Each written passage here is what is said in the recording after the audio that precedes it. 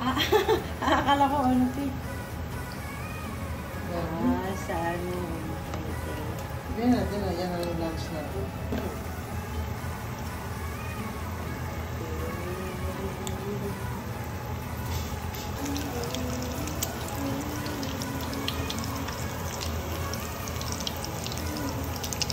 Ngayon, mag-ano tayo guys, magkukulay ng buhok kasi marami ng white hair.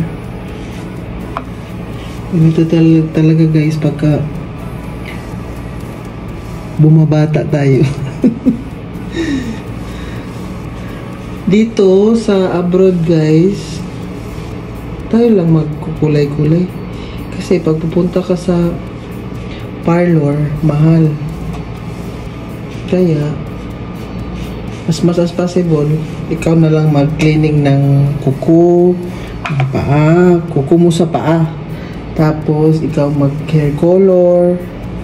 Para lang matanggal yung white hair, guys. Kung sakaling uwi ka sa Pilipinas, magpa-parlor ka. Pero dito sa abroad, wala yan ditong parlor, guys. Kami-kami lang ang gumagawa. Kahit mahirap tumuwad para maglinis ng kuko sa paa, kakayanin guys. Kasi, mahirap, or mahal ang parlor dito guys. Ewan ko sa iba, sa akin, hindi ako maka-afford. Kaya ako na lang ang nagkukulay. O, diba? Matanggal na yung white hair sa harapan. Kanina. Kaya, maya-maya guys, nakaluto na kami ng lunch. Kain na kami ng aking flatmate. So, maya-maya naman, banlawan, maligo. So, ngayon kakain na tayo, guys. See you later. Kain tayo. Bye! Kain tayo. Ito, upoy. Ito.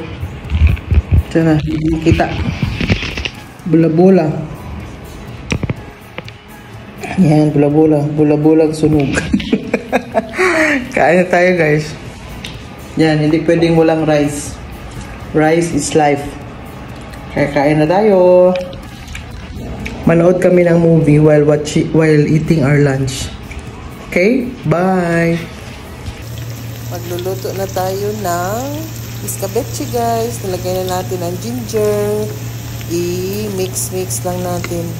Mekos guys. Tapos lagay natin yung sibuyas. Tapos lutuin natin na magiging transparent na siya.